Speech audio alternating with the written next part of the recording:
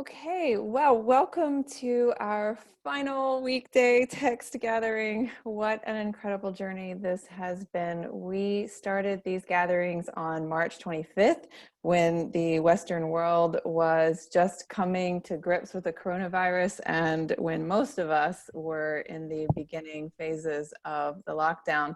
During that time, I said to Robert that I wanted to offer a connection point for students of the course who are home so that we can all engage with the practice and use it to transition through this time more loving, more grounded, more resilient, and more connected because we've gone through this experience together.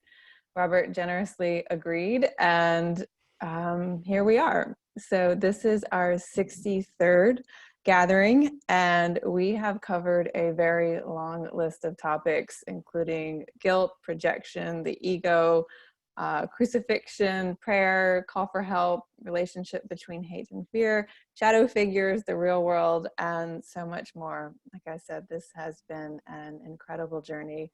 And it's safe to say that what we've started here has not only helped us, but it's helped many of you we know, and it has also shaped the immediate future of Circle programming. As you know, Robert and I have been kind of wrestling with how to offer you something that's a follow-on to this that isn't daily, but still takes us through something as a group. And I think we've landed on something really cool. So I'll let Robert share that with you. Okay, well, this is a variation on what we've already shared. We're going to take this structure and move it inside Course Companions, invite everyone who's not part of Course Companions to join. If you can't afford it, then you can join on scholarship, and quite a significant number of our members are on scholarship, so it's not some kind of strange anomaly at all. It's very normal. We want to continue with daily events. And so I'll be doing my normal Course Companions workbook class on Tuesdays, my normal Course Companions text class on Wednesdays. Marianne Bachowski, as we mentioned, a longtime beloved Circle teacher, she has agreed to take a day, and it will be a half-hour slot unless she decides to lengthen that, but that's what we're talking about, is a half-hour slot. We haven't picked the day yet, which we're really excited about. And we're going to have a day for our restarted prayer ministry. And we had talked before about me doing a weekly Q&A, and we've just revised that, and we're pretty excited about the revision. Course Companions takes you through text, workbook, and manual, including clarification of terms, but not through the supplements. And so we've had in mind for quite a long time, like, when are we going to go through the supplements, psychotherapy and Song of Prayer? And so what we're going to do is take one day a week, starting with the Song of Prayer. And that will be one class per week and just one commentary per week. But we're going to go through the Song of Prayer in a little bit of a different way. I'm going to start with the material that there was some guidance that preceded the Song of Prayer and kind of led up to it. Then go through chapter 1, which is on prayer, but then not go directly to chapter 2, but instead pause and bring in some other material from elsewhere in the course on praying, specifically on what do we pray for, on praying for others and praying with others. So going through the Song of Prayer chapter on prayer is going to be a kind of an excuse. I see John's got the Song of Prayer there. Is going to be a kind of an excuse to deal with the topic of prayer itself. And then we'll work our way through the rest of the Song of Prayer. We'll at some point work our way through psychotherapy, and again use that as an excuse to deal with the whole topic of course-based psychotherapy. So we'll go through the supplement and then more.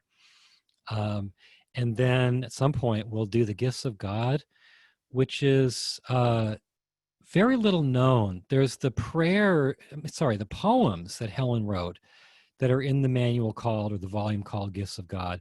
But at the back, there is her final scribing from Jesus.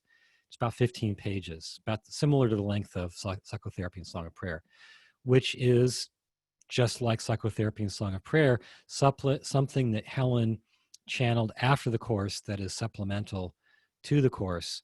So we'll go through that at some point. So we're thinking about this for Fridays. Each week you'd get a commentary on, for now, the Song of Prayer's first chapter, and then have a Friday class on that same material. And those Friday classes will probably, in the end, they'll probably take a few years to get through, given the way we're planning it all out with, not just the supplements, but material on prayer, material on psychotherapy, et cetera, as well as healing and forgiveness. And anyway, so we're kind of excited about that because this gets a lot of goals all accomplished at once. And I won't go into those, but one thing is it gets us to a lively way to continue this experience, and it gets us through those supplements, which is a hole that's been waiting to be filled for Course Companions. So I hope that you all are as excited about this as we are. It really does solve the problem of how do we continue something together, but in a way that isn't daily and so taxing on Robert so that other things are falling through the cracks. So we are absolutely thrilled to be having this offering. It is only for Course Companions, but there is no barrier to entry for Course Companions, because if you can't join the program, no one is turned away for an inability to pay. So if you want to come into Course Companions, then and you need a scholarship, a full or a partial scholarship, just email info@circleofa.org and we will be happy to help you, no questions asked. So Our current plan is to begin in early July. Friday, July 3rd. And someone was asking what time. And these are 11 a.m. Eastern every day. So we're going to move it slightly later than these gatherings. The West Coast people, it's pretty darn early for them. Some of you here are on the West Coast, but a lot of our West Coast people just are finding it hard to wake up this early. And for years, people have been asking, when is the commentary coming for the supplements? And so this is also a way for us to be held accountable to get that done too. So it's going to enhance Course Companions. It keeps our community together. So we're all really excited. Yes, the classes will still be on Zoom. You can enroll in Course Companions by visiting coursecompanions.com. You can get the supplements, Song of Prayer, and the psychotherapy supplement in the back of the Foundation for Inner Peace version of A Course in Miracles. I know a lot of you have that. Or you can order them separately through the Foundation for Inner Peace website, or you can order them on Amazon. They're still sold separately? I believe so, yes. You can also get them on Amazon. Gifts of God is in Helen Schuckman's book of poetry called Gifts of God. Robert has been trying to get the FIP to put that in their edition of A Course in Miracles for a while now, but maybe well, I tried in the 90s to get them to publish Psychotherapy, Song of Prayer, and Gifts of God together as their own little bound volume. But now that they do Song of Prayer and Psychotherapy in the course, I'm suggesting to them to add Gifts of God in there. And the inevitable question is, why aren't these supplements in the CE? And the reason is we don't own the copyright for them. So the Foundation for Inner Peace owns the copyrights for those supplements. And so that's why you can't find them in the CE. Yeah. We would love to have them, but yeah, you bet. We don't. So and we haven't asked them, and we haven't put them in the spot of having to turn us down. It just doesn't seem right. Yeah, well, they were so generous. Judy Scutch in particular was incredibly generous with allowing the Circle to publish the clarification of terms. Yes. CE. And we were pleasantly surprised and extremely grateful about that. Yeah, that was very, very generous of her. Okay, so we should move on here. Oh my gosh, yeah. Today is day 171 of the Circle's reading calendar, and we are studying chapter 13, section 8, The World That Shines with Love. This is a beautiful section that covers the real world. But before we get to that, let's pray. And then after the teaching, we are going to open this up for discussion so that we can all share about our experience over these last few months. So, yeah, Just share what we want to kind of take away and keep with us. That's all. Yeah, we're so appreciative of the opportunity to go through this time with you. So if you would close your eyes, take a deep breath.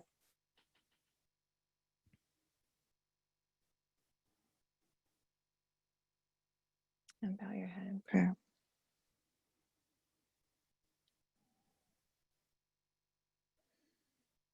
Dear God, thank you for the opportunity to come together today as loving friends and mighty companions on this remarkable path of light. We surrender this gathering to you, and we ask that it serve your purposes and be blessed by you. Dear God, grant us the vision to see each other as you see us.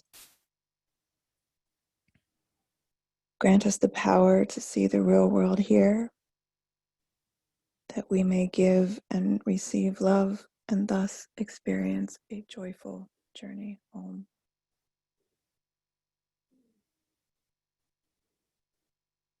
Please take a moment to extend your love and blessing to everyone on this call. Say to them what you call with love will come to you, because love always answers. Now take a moment to receive the love and blessing from everyone around the world who is loving and blessing you right now.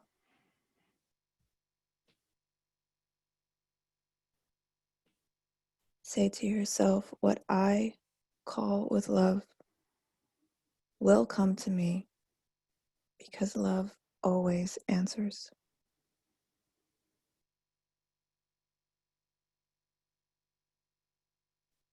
Remembering that Christ lives within you in the quiet present and waits for you to leave the past behind and enter into the world he holds out to you in love.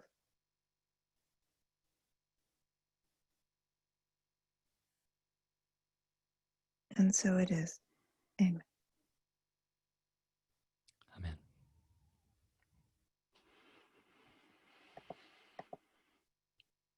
Okay, I guess it's over to me. All right.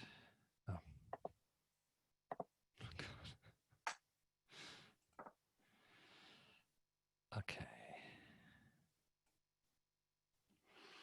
Okay, so our section is The World That Shines with Love. This is chapter 13, section 7. And it addresses the whole topic of the real world.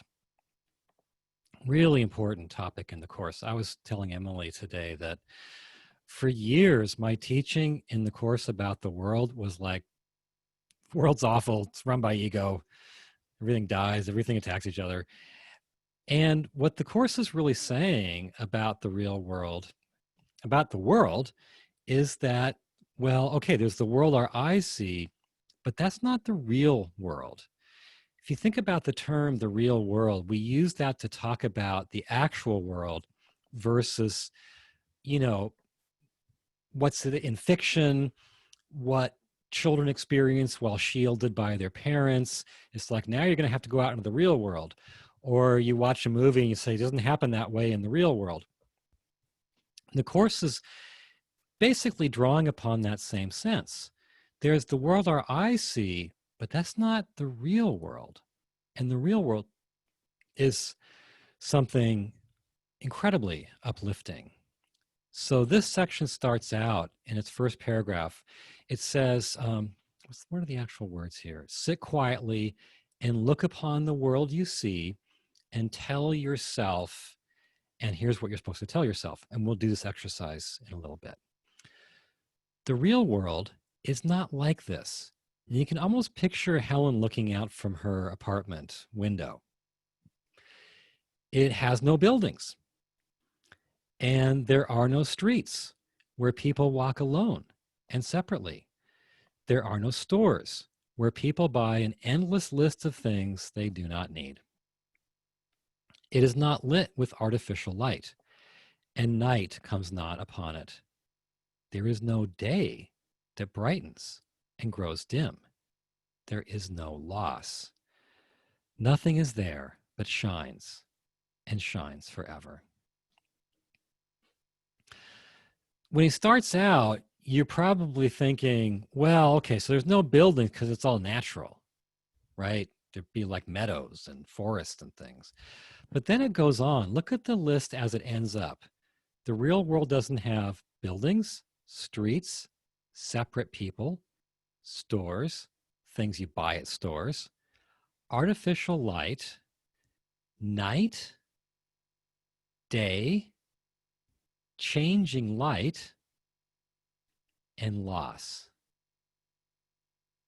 Now, by the time he gets to there's no night and day and no light that changes, you realize the real world has nothing that our physical eyes can see.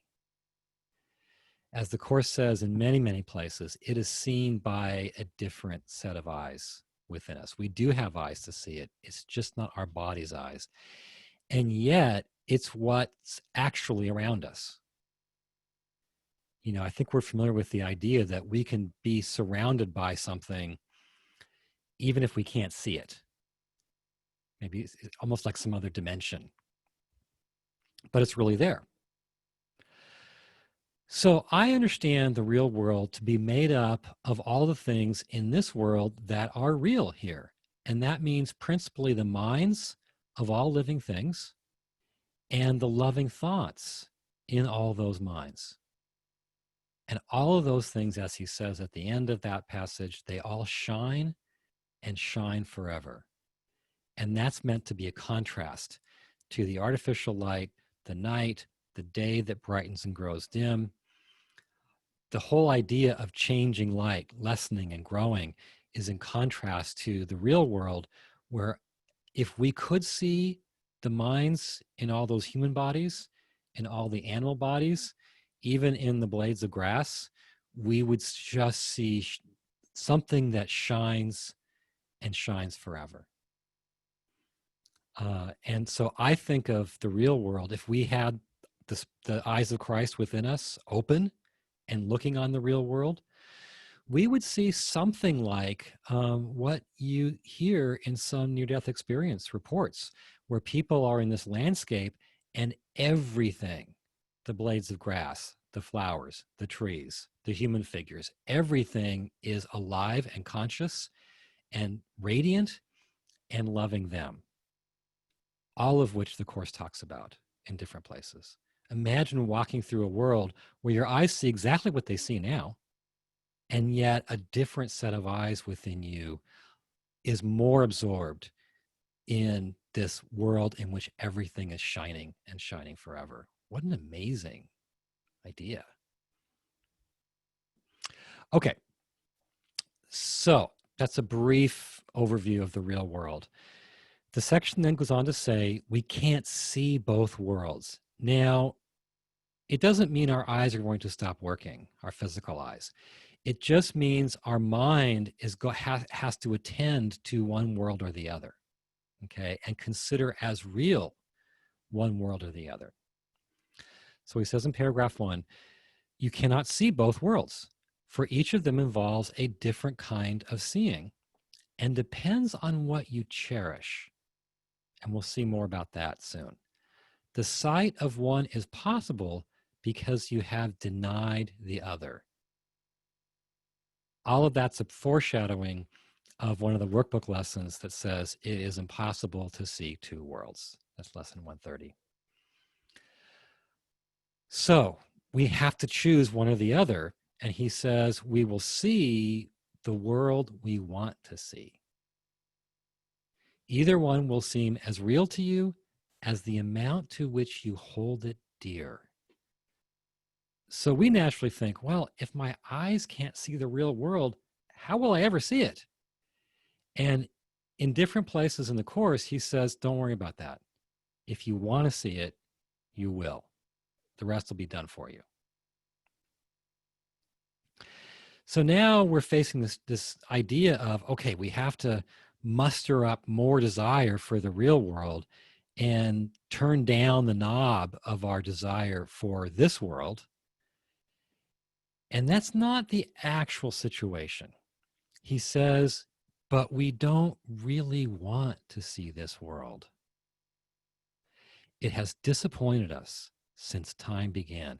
I find this to be a really poignant passage. So this is a longer one, but I want to read all of it. You do not really want the world you see, for it has disappointed you since time began. The homes you built have never sheltered you. And you get, because he's talking about since time began, you get this sense of us building homes over millennia, right? Each time thinking, I'll feel truly sheltered, truly safe here. And we never do. The roads you made have led you nowhere. And again, you get this long view of time. We've been making roads for how long now, right? Thinking they're going to take us somewhere truly meaningful, and they don't. And no city that you built has withstood the crumbling assault of time. And again, there's this long view you get the sense of here where these cities are going up. We're full of hope. This is going to be some wonderful thing that lasts forever. And then one day there's some rocks and sand in the ground that archaeologists are investigating. They've been gone for a long time. Nothing you made but has the mark of death upon it. Hold it not dear, for it is old and tired and ready to return to dust, even as you made it. So even while the house is going up, it's really old and tired and ready to return to dust. So he's stacking the deck here. He's saying, basically, you only see this world because you're holding it dear, because you cherish it.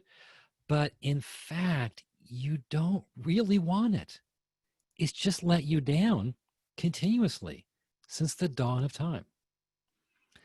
And then he says, the logical next thing, we already truly love the real world. We don't know it, but we do.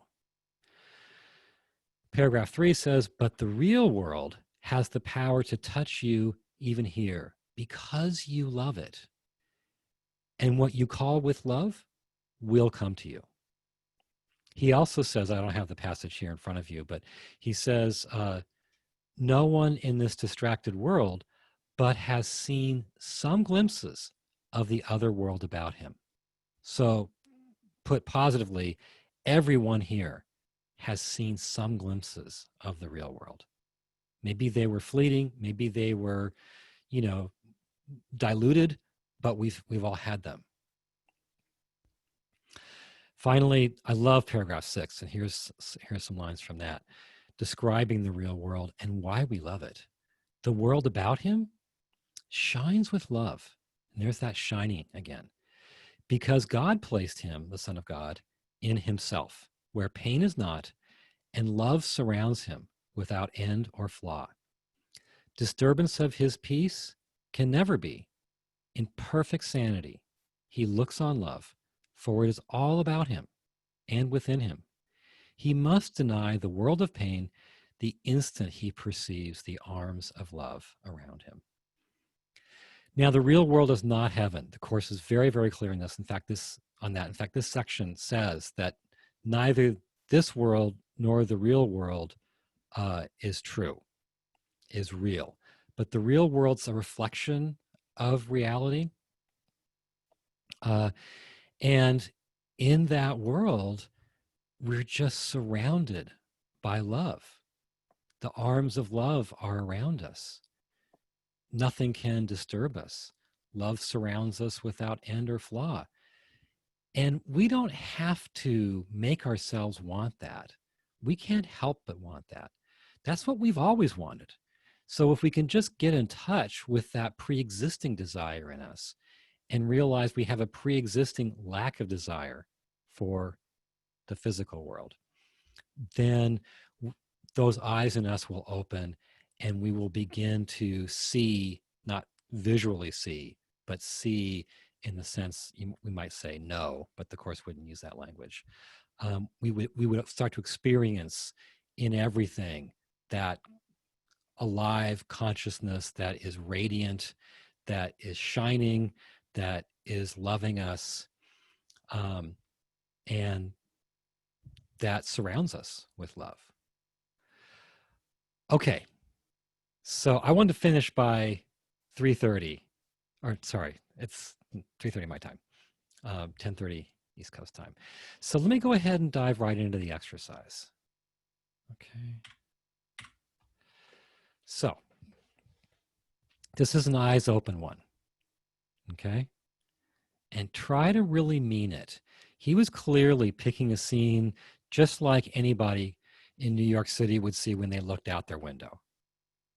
So wherever you are, just look at the world around you and try to realize that what these lines are saying is true. Okay, sit quietly and look upon the world you see and tell yourself, the real world is not like this. It has no buildings. And there are no streets where people walk alone and separately. There are no stores where people buy an endless list of things they do not need. It is not lit with artificial light. And night comes not upon it. There is no day that brightens and grows dim.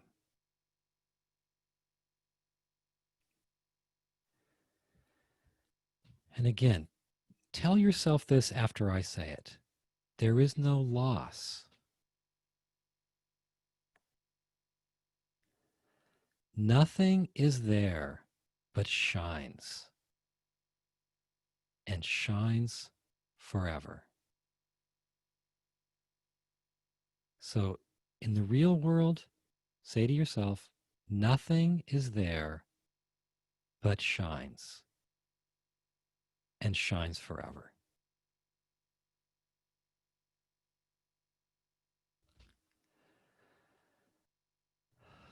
Okay. Amen. Thank you, Robert. We don't have too many questions in the chat. And the ones that we have, I think you answered in your presentation. Jeremy is saying, has anyone actually seen this real world as described? And as you said, we've all had glimpses of it. We've all had glimpses, and fairly full-blown glimpses are surprisingly common. Whenever I talk, and comes into the topic of vision, we see the real world with vision.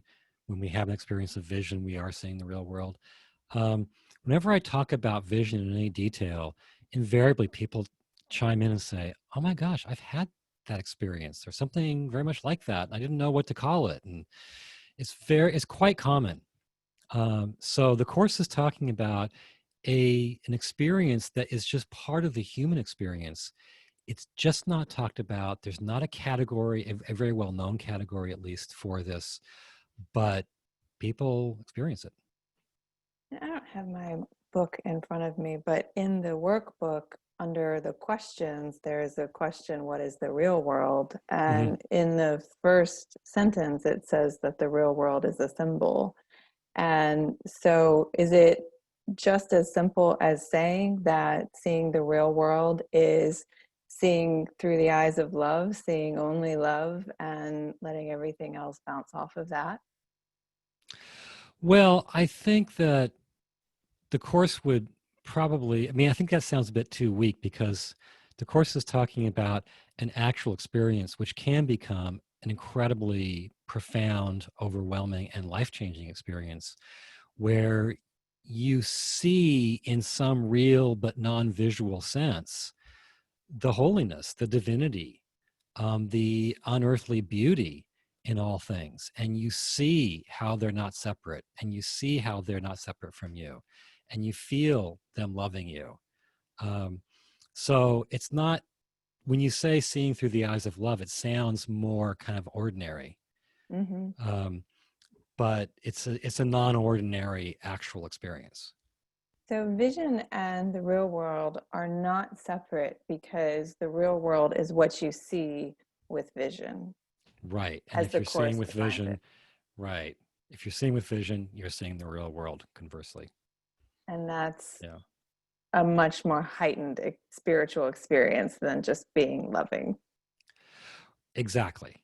Mm-hmm. Exactly. But I think that there are gradations when he talks about everyone seeing glimpses. I think those glimpses oftentimes are, you know, just very partial. He talks about when Helen and Bill had their moment of joining in 1965 that led to the Course coming through months later. He talked about a little flicker of their eyelids. So in that moment, when they saw each other without the burden of the past and they joined, they had a little flicker of their eyelids. They had a little glimpse of the real world in each other. That's extraordinary. So we are already past time. Yes. So what we thought that we would do to close out is to open the floor to any of you who would like to speak and share about your experience, for those of you who've been here for the long haul in particular, but just more about what it is that you've gained from it. And what we're looking for is something tangible that you have learned that you will apply moving forward. So if And want to anyone hang on to. and want to hang on to, and what we Yes. thought that the reason why we're doing it in this format, I think if we just open up the floor, everybody would be like, this has been so good, and we're happy that we've received a ton of notes. Hopefully. But at this, well, so hopefully, I mean, I would assume that you wouldn't be here if you weren't getting value out of it. But what we're looking for is something that you have learned that has been of benefit to you, that may be of benefit to others on the call. And so feel free to, well, actually, I'll just call on Pamela's Jane. got her. Okay. Let me call on Jane. And if you wouldn't mind, just to keep this a bit orderly, can you push the raise hand button on Zoom? So you go to participants, find yourself, push raise hand, and then I'll be able to call on you in a stack. So I'll start with Jane, and I'll unmute you, Jane. Welcome. Sorry for the delay there. Thank you, Robert and Emily, so much. I will make it quick. I put some of my thoughts in the chat about my appreciation for what the two of you have done. Robert, you made a statement several weeks ago about pausing after each phrase. And that has made a huge difference in my studying of the Course. That has, other than all the wonderful things that you have said, certainly, but being able to stop and take a breath after each phrase has really increased my knowledge, hopefully, and my behavior, word and deed. Thank you so much. Thank you, Jane. Great to hear. Perfect. Thank you, Jane. We're having trouble raising our hand. And I have a quick share. I want to thank both of you and all almighty companions here, because what I'm taking away is seeing the Christ light within you and everyone I meet. Thank you. Thank you. John?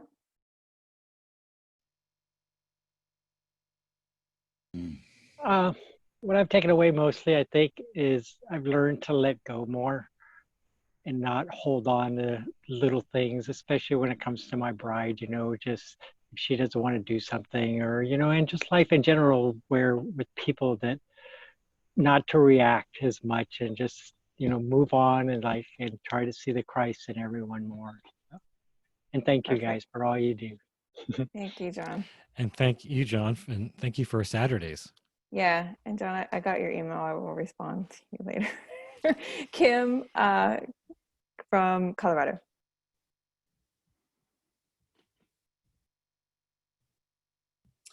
Thank you so much, Emily and Robert. As you can imagine, we don't know how to express the depth of our gratitude.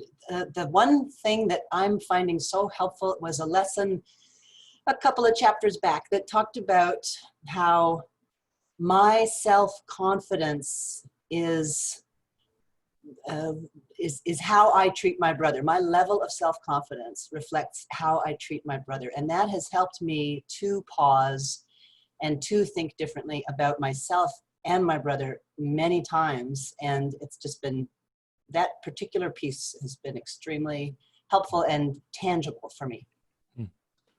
I love that, Kim. Thank you. Thank you, Kim. David? Oh, Oh, hold on, David. Let you're me muted. unmute you. There you go. Ahead and unmute yourself. There you go. Well, like everybody else, first of all, I want to thank you both for the extreme love that you've poured into all that you've done here. Oh, yeah.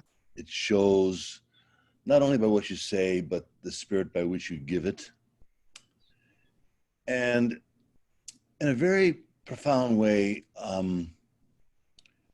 before my experience with Course Companions and this particular, like, however long we've been doing this, has been a transition from kind of sitting in solitude, reading pages and trying to grasp some reality of what it means. And now, by being able, this is not just to Emily and Robert, but to all of you, being able to connect with you has given me a very living example of how the words in the page point to what I'm supposed to be hearing. I mean, I concur that the words are important, but I'm reminded that words are pointers and they point to other things that words can't say.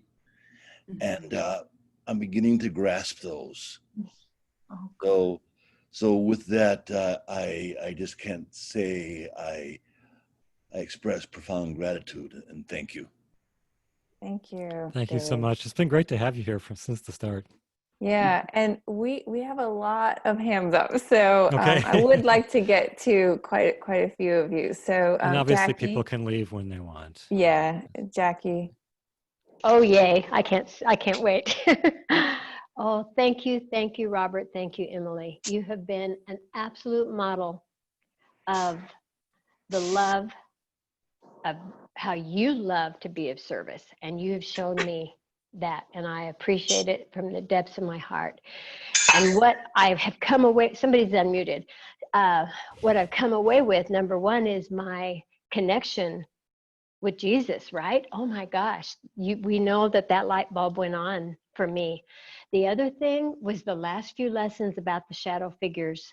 I could share for a whole hour about it and I won't, but that has gone deep into my cells, absolutely deep into my tissues. And now I get to, every time I look at people, especially when I look at my husband, I don't have to look at my dad anymore, right?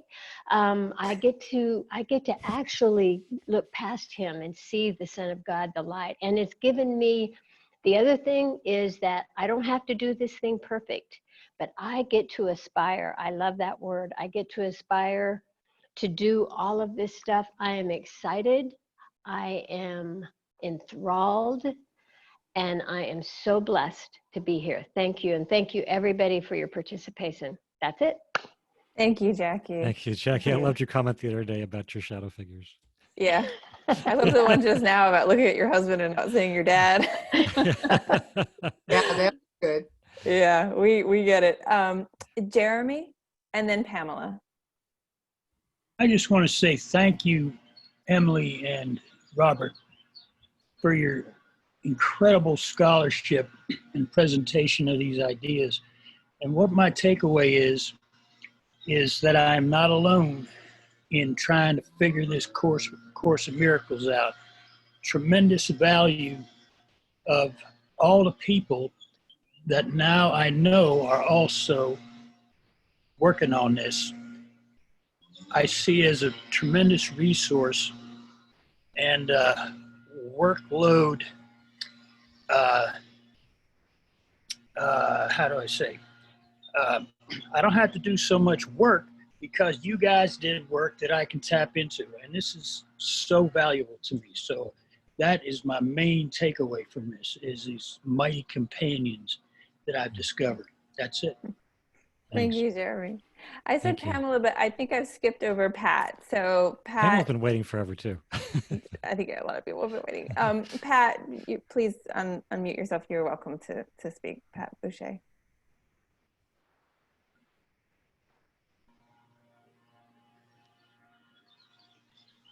Oh, Pat, you are, let me see if I can unmute you. I can't unmute you. Can you unmute yourself? You can. I actually am Pat Boucher. I go by Liliana all the time, but the secret's out. Okay. That's my online, what do you call it? Pseudonym. Yes, that's right. And I'm signing on to I had signed on to my my other computer, and my other name is on there. But every single thing that I ever do online is under Liliana Paxton. Uh-huh. So, You've outed yourself. yeah, that's okay. Your secret's safe with us. Yeah. Oh, yeah. Right. Whole world. And 150 other people. Yeah, that's awesome. But anyway, no, what I was going to say, just to piggyback on what I don't remember the gentleman's name that just spoke, and I was just looking on my dad's computer. I'm in my dad's office right now, and one of the exercises you did, Robert, last week was so profound about laying our request at the feet of Jesus. I believe it was either on the altar or laying at the feet of Jesus. And I spoke to Eileen and them last night, and what it was that when I brought my gift to the altar, I actually saw someone else's gift there that someone else had laid in the course, and I picked it up, and it was an answer to something that I could put in and internalize myself. So it was just so beautiful, because I realized that there's those who've gone before us that have laid their gifts. I can pick up those gifts, and I can, and then I can grow, and then I can take my gift and I can lay it on the altar, and it's like a continuum. So I just thought it was really, I mean, it was, and it actually happened before before a lesson that it happened during a meditation, and then I think the very next day the lesson talked about that. So I don't know if that came out clear, but it was really pretty profound. That sounds wonderful. Thank you. Thank you. At Liliana. Pamela? I want to thank you for the prayers that you have taught us, that you have said. And because of that, I've always had a hard time praying. And I start my mornings with a prayer. And lately, of course, it's been 232. But some of them, I even bought the Illuminati that you shared from. So I just wanted to thank you for that. Thank you, Pamela. Thank you. Thank you so much. Really appreciate that. Eileen? And then Terry. I have to turn these off. Sorry about that. The space command. Ground control. Sorry. You turn your volume way down. It was off. Okay. It didn't work. Anyway, I want to thank you so much for your guidance through this crazy chaos that we've been experiencing. It's helped me feel so grounded. But the biggest thing I've gotten is this sense, Jeremy talked about, I think his name is, not feeling alone. But through that there's so many people out here on the same path. We're all together. I've started to really appreciate my sense of responsibility in understanding a little better how that rippling effect works, that us doing our work ourselves.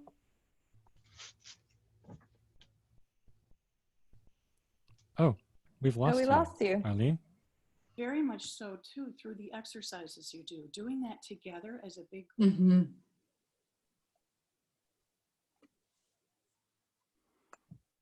Oh. We lost you again, Eileen.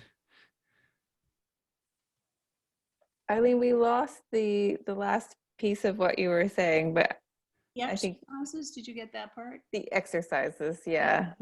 Doing that together has really helped to feel like, united with everybody. And that's helped, to shift me from doing the course for my own peace of mind to wanting to do it to help the world. Yeah, I'm a huge believer in group prayer and group meditation. I think it carries extra power. Yeah. Terry and then Thank you, Gordon. Eileen. Thank you, Eileen. Hi, everyone. Yeah, I want to express profound gratitude at the real world, actually, because when we all come together, we become focused and present and attentive in the here and now. And all the separate minds, seemingly separate minds, become one mind. And that, for me, is an aspect of what reality is: oneness, unity, consciousness. And I was going to talk earlier, I've had some profound mystical experiences over my lifetime where I've felt absolute oneness with nature, as if I could walk on water, literally. But over the last 3 months, I've felt a real profound sense of community, and love, genuine love within this community. So I, for one, am very grateful. Thank you. Thank you, Terry. Thank you, It's Terry. been wonderful to have you here. Yeah. Gordon and then Jaren. And then there's Samantha and Chris, and then there's the last of the hand raises. So, hello. Hi. This is like the first time I've spoken to you, I think. I've been in Course in Miracles for like at least 20 years and been using the FIP edition for like 20 years. And I've just started using the CE edition for maybe 6 weeks or so. And I've got so much more from that than I ever did from the FIP edition. And so much more from your talks. I've got to admit, when I read this and hear this, it often sounds like now Jesus is speaking directly to me. And I get these ideas, and I get these feelings that, I'm being told what to do all the time. I think my most powerful one was I need do nothing, was what hit me like, I suppose that was like being hit by a bus, that one. I need do nothing, because it is telling me really a lot of ideas which I have been working with myself for a long time, and then suddenly one of these seems to come along at exactly the right time and hit me at exactly the right time, so that I suddenly have a big revelation in thinking that, wow, I didn't realize that, or I didn't know that. And I've suddenly realized a whole lot of things which I did not realize before. So I think the way you are teaching this and the way the book teaching it is very, very powerful, in that I'm getting a real sense of enlightenment from this. This is why I want to continue doing this with you, because I am getting such a sense of advancement, spiritual evolution from learning about this. Thank you. Thank you, Gordon. Thank you, Gordon. So much for that. Joan, and then Samantha, and then Kathy. Good morning, everyone. Finding this group and participating in these sessions has been the best thing of this whole pandemic. There has to be something that Yes. good out of this thing. And I've been a student of the course for over 30 years, and I can't tell you the number of times I've heard people complain and drop out of the groups about how esoteric this material is, and it can't be grasped, and it's too difficult. And I'll have to tell you that every time I attended one of these sessions and I applied the exercises and the commentary that Robert gave about the lesson to my day, it worked just perfectly, and it was so practical and so useful. And you took pieces that were so small that it was possible to apply it. And I really, I commend you for making this so practical and so useful. Thank you. Thank you, Jim. Thank you, Joan. Okay, we have Yeah, Samantha. just a short message to say thank you very much. I sit in South Africa, so sometimes I feel very isolated this side because there's not many people who know about the Course of Miracles in this country. I know we've got a couple on this platform, which is great, but when I started this, I was reaching out for somewhere or somebody to deal with better understanding of it. And I thought I had it the first time round. I'm very new to this. But I thought I had it the first time around when I read it. And then when Robert started doing these intense exercises with us on a daily basis in lockdown, it's just a different level, in my opinion, hearing it from him and understanding it from the discussions we have online. So I want to say thank you both very much for that. It's going to be missed, without a doubt, these daily text gatherings. So thank you. Thank It's been you, great to have Samantha. you, Samantha. It's been wonderful to have you here, Samantha. Kathy, and then Sherry snuck in. This Kathy, because there's another Kathy, right? You, Kathy. Okay. There's so much that I would like to say that it would take up too much time. And I just want to really thank you. And although I can't be on live all the time, but I see you in the recordings, I see everybody and I pray. And my life has changed in a deeper understanding of really what God is, who God is, thanks to you guys. I love how I've been seeing both of you with the podcasts and everything, how you are, to me, you seem so much more joyful every time I see you, and I love that. And it just, my heart is like, I can't say more, but because of you guys, I'm not afraid of God anymore. And I am developing a relationship with him. And I'm applying everything every time the dark companions come up and my shadow figures that I understand more, that I can say, this is not real. And I want to give it over to you. And I talk to Jesus and to the Holy Spirit and to God every day. And this is thanks to you guys. So thank you so much. And thank you, everybody, because even though I couldn't be here every morning, I was thinking of you. And at night, before going to sleep, I would watch the recordings. And this has been wonderful since last year that I began the Course Companions program. So thank you so much to all. Bless you. Thank you, Kathy. Wonderful to hear. Thank you, guys. That really touched me. Thank you. Yeah. And then Sherry, our last one, Sherry. Thank you. I wanted to thank you for being so practical in your approach to presenting this information, because it made it where I felt I could understand and apply it. It was really wonderful. I now know that I have a companion in Jesus, and whenever I need help to clear my mind of negativity, I can call on the Holy Spirit, and I know that Jesus is with me. I know when shadow figures come up in my mind, when I'm feeling fear from others, that I can look at it as a shadow figure and call upon the Holy Spirit to relieve me of that. And now I have so much more of a sense of serenity and a love for my brothers and sisters. And I am so grateful to both of you for being so loving and giving. Thank you so much. Thank you, Sherry. It's been wonderful to have you here. Yeah, this has been such an extraordinary experience for us. And Kathy, your sharing just touched me so much, because I feel that I identify with your story.